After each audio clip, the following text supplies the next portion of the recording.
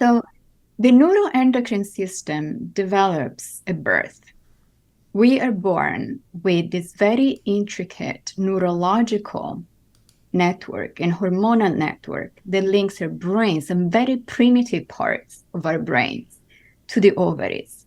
And that is extremely important if you think about it from an evolutionary point of view, from an evolutionary framework, because women back then, like our ancestors, really had to make very smart decisions, not just about whether or not to get pregnant, but also who to get pregnant with. So it was not just reproduction, there was a whole societal system that was involved and a lot of risk calculation. Is that the best partner? Is this family, is this society the best way for me to raise my children after having children, right? We don't just our kids stay with us for a really long time. They need a lot of nurturing and really need a lot of support as compared to other animal species. So there's a whole very intricate system that was developed where big parts of our brains, especially the parts of our brain that are responsible not just for emotions and nurturing behaviors, but also for thinking and reasoning and planning, they have very deep connections with our ovaries. Just fascinating, I That's think, because fascinating. I why didn't would know that. that be? Right? Yeah. Yes, yes. The prefrontal cortex, which is in charge of reasoning and thinking and language and multitasking and planning in these higher order cognitive functions, connects very deeply with the hypothalamus and the limbic system that are in charge of then talking back to the ovaries and reporting feedback and hormones, which are Wow. effectively chemical messengers that unify these two systems back and forth every day of our lives. So then from an anatomy perspective, there are key parts of the brain that are preferentially impacted by estrogen levels.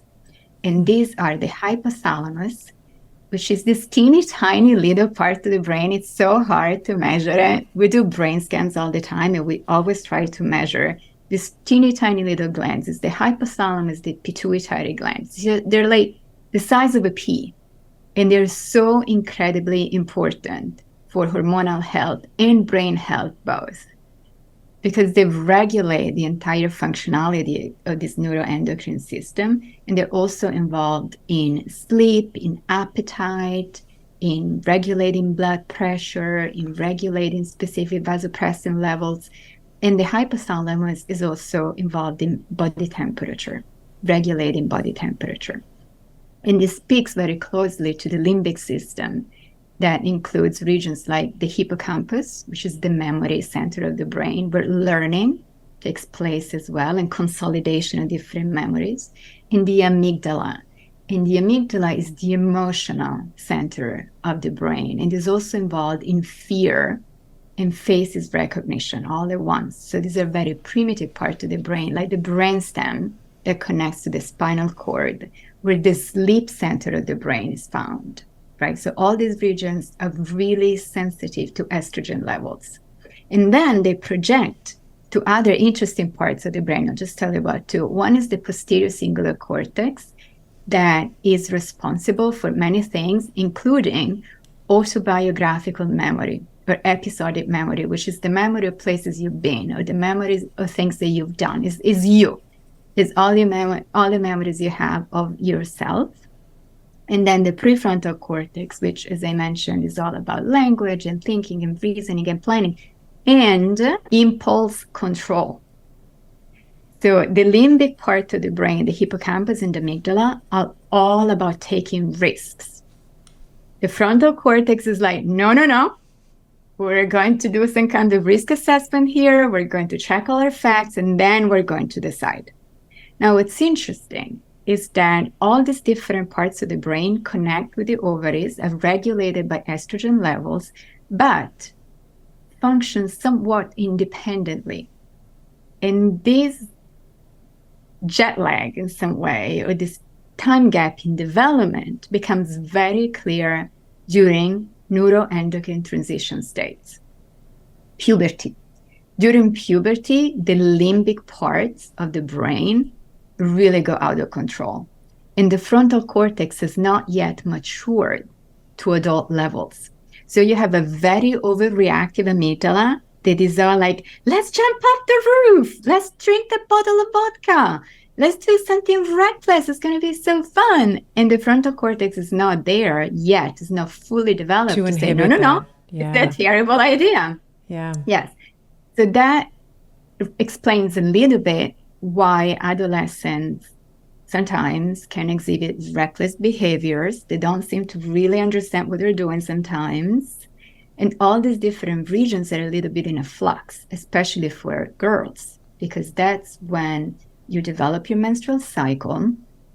And every couple of weeks, something changes, even weekly, really, in terms of hormonal concentration. So when estrogen is high, we can see it on the microscope that when estrogen is high, the neurons branch out. They literally develop new dendrites and new connections between neurons. So your Because it's brain is, anabolic. Estrogen is an anabolic, is a growth hormone, right? Yeah. it's a growth hormone. And so Yeah. your brain is actively better connected. And some brain regions like the hippocampus and the amygdala work even harder.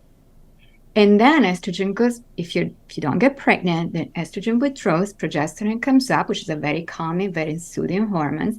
And these branches withdraw. And so you lose a little bit of this connectivity in your brain and you feel more tired. You have a little bit less energy. Maybe you feel a little weepy. Maybe you feel a little bit more fearful. It's not universal.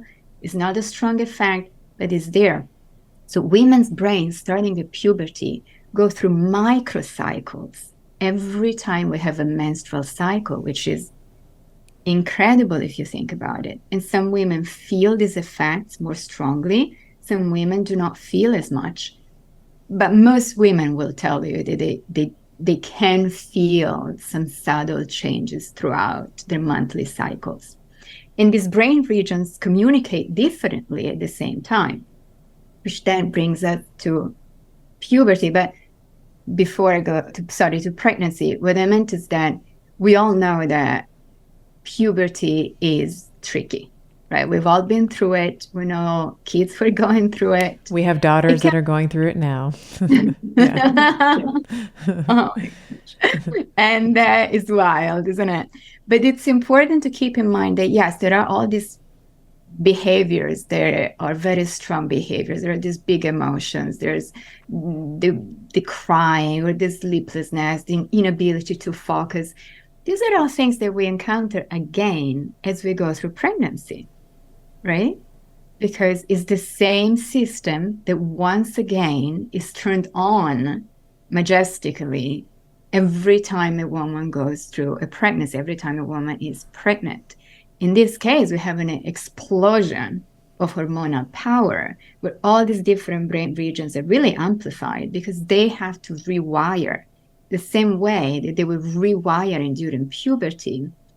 The way I think about it, and stop me if I'm talking too much, but what I'm thinking, the way I think it is that during puberty, there is a massive pruning on neurons.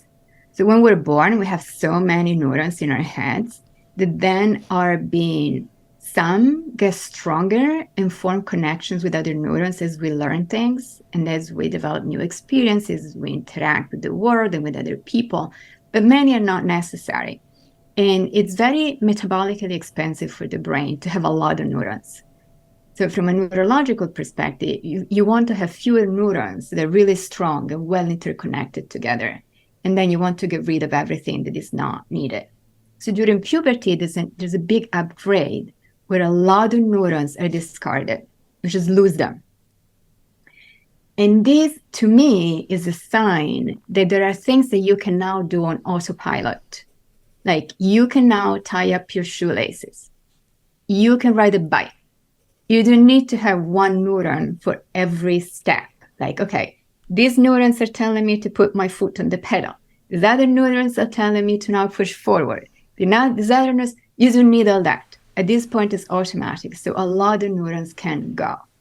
And it's actually this remodeling that leads to some of the challenges that we face during puberty. Again, the mood changes, the sleep disturbances, all this, the brain fog that some women and boys, girls and boys can experience during puberty. But the upside is then the brain regions that are responsible for social cognition also get stronger. So what we gain during puberty is that our brain is growing and maturing in a way that enables impulse control and enables us to develop theory of mind, which is the ability to live with other individuals and become responsible members of society. It's the ability of putting yourself into another person's shoes. It's the ability to understand another person's emotions. It's the ability to just suppress your own needs for the greater good. And that is wonderful. So what people say, what scientists say, is that all this remodeling that happens during puberty, yes, it comes with challenges, for sure. We all know that. Puberty is no picnic, but it really enables a child to become a grown-up who's able to live in society.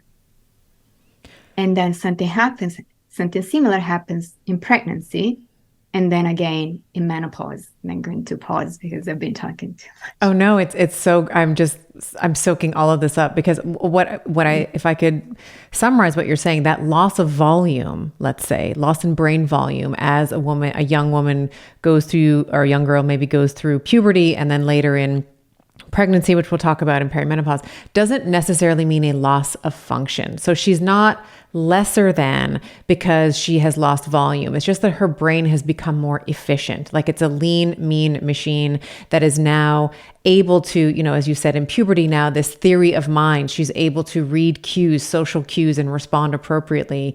She's able to now, we talked on it briefly, like maybe start thinking about partner selection. Is this a good family? Can I raise my offspring here? Because there's a huge cost biologically, physiologically, chemically, emotionally, to get pregnant and deliver. So let's talk about, you mentioned the mama bear. I too experienced that. If anyone got too close to my child, or there was something going on that I didn't like, I mama beared on a few people. I'm not gonna lie.